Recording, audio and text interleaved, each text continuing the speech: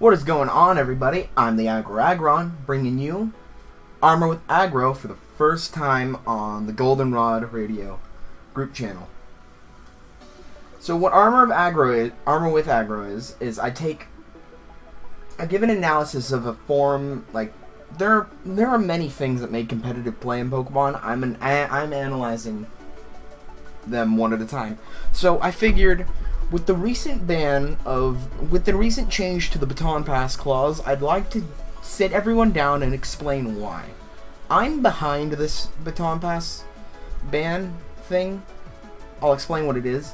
Okay, originally you can only have one Baton Pass user. Let's jump into why you can only have one. Alright, so we're going in here. These are some basic Baton Passes that you'll see running around. These two right here, Smeargle and Espeon, are the basis of the problem. Blaziken's a part of that too. So in Ubers, where there is no Baton Pass clause, you'll find teams that have 5 Baton Pass users that are dedicated to getting boosts into Mons like Espeon. Espeon has stored power. Stored power goes up in 20 base power for every boost you get. So if you Baton Pass, say, a couple Acid Armors and Agilities into an Espeon, you won't need the special attack boost from a Calm Mind, but you'll have the bulk to do it. You'll have the defense to do it.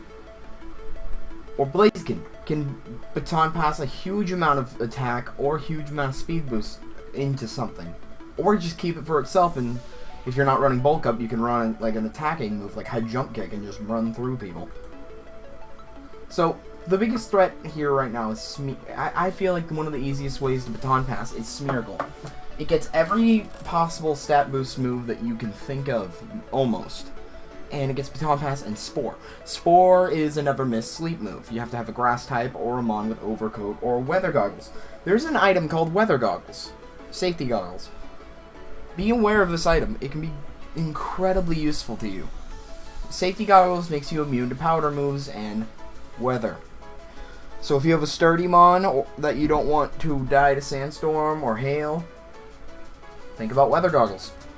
If you don't have a grass type and your enemy's got a bunch of Spore users, pack some Weather Goggles. It's a great thing to have, and it's a great surprise factor. Don't underestimate it. Alright, so we've covered why you can't have multiple Baton Passes, because entire teams will be dedicated to this.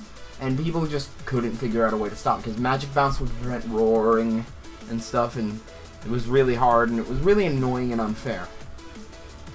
So that's why we only have one Baton Pass. Now the rule has changed where you cannot Baton Pass speed boosts and anything else with the speed boost. Why is that? This is why. Smash Passing Norvis. This thing is NU. It can Shell Smash, it has the natural bulk plus White Orb to live almost any hit in NU. If it gets in on something that can't super effectively hit it, it's basically free to Shell Smash and then Baton Pass that into a threat. Like a mega threat, like a Typhlosion or something terrifying. And the Shell Smashing and Baton Passing is so deadly because it can Baton Pass into an attacker or a special attacker and it still is equally threatening. You've ever been Shell Smash swept? Like, has anything ever, like a Cloyster, have you ever been swept by a Cloyster? Imagine every Mon getting Shell Smash. This is what Gorbis gives people access to. So people would just run Gorbis like that. And that's one of my theories on why.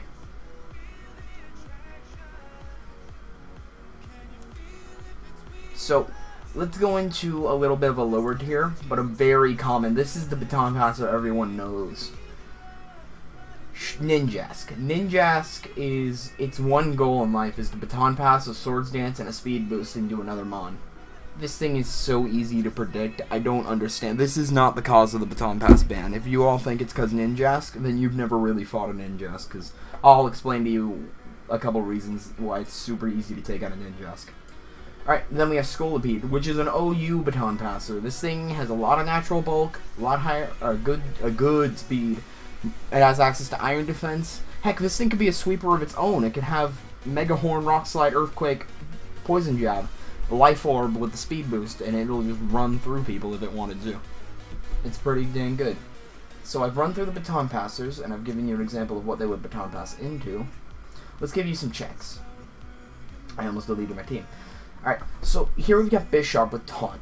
Taunt is crucial, very crucial. Yeah, Taunt is pretty critical. Like, take Ninjask, for example. You taunt that thing after it sets up a substitute, it can't move.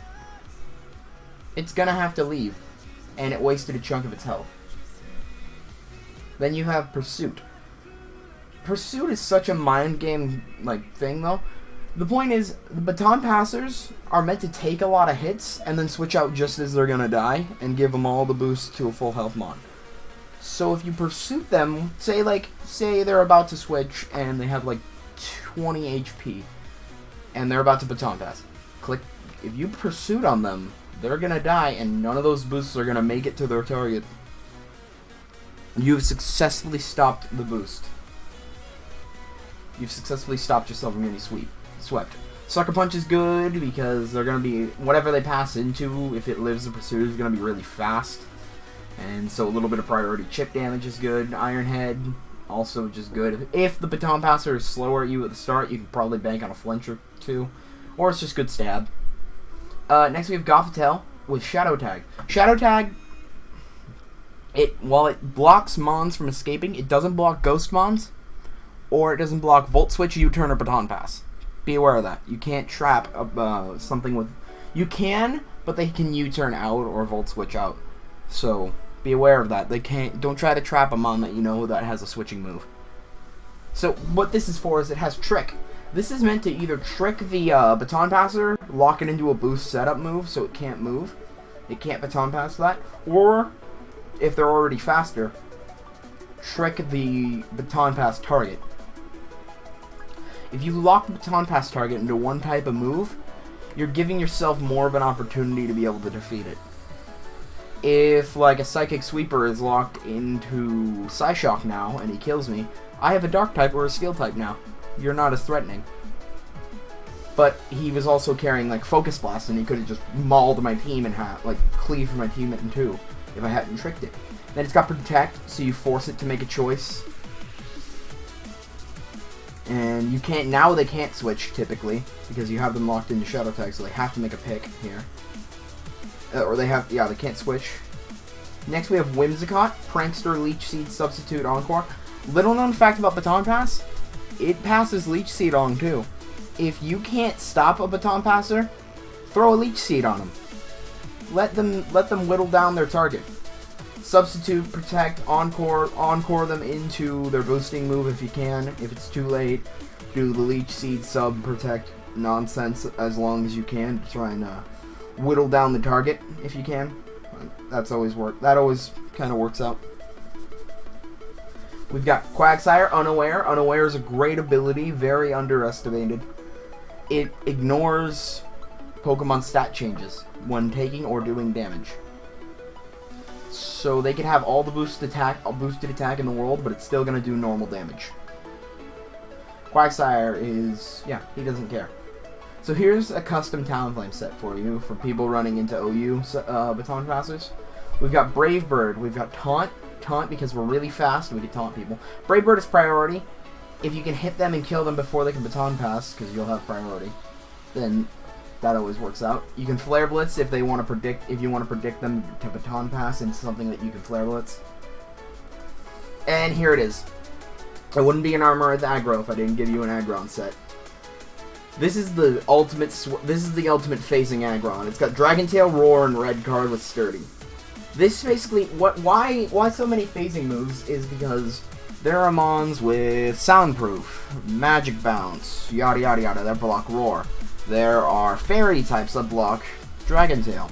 And then there's Diancie who blocks both of those. Mega Diancie. That's why we have Red card.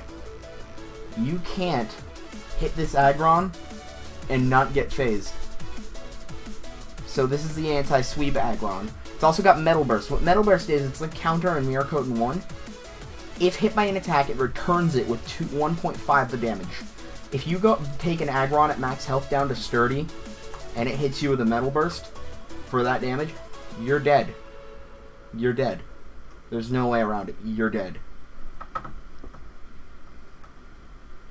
So, a key thing you have to be is don't mindlessly attack a baton passer. That's not what I'm trying to say. Is don't let them set up for free. Just don't. Don't switch around on a baton pass user. That's their job. Your job is to make it as hard for them to do what they're trying to do as possible. Push. Attack. Do not let up on them. Look at their team. What are they going to baton pass into? Look for mons that don't typically have setup moves. That'll be what you see. Like Typhlosion. Typhlosion has no setup moves. So he's probably going to shell smash into that. Probably be safe to say a shell smash passer like Gorbis would pass into a Typhlosion. Or something that resists its weakness. Grass. And electricity.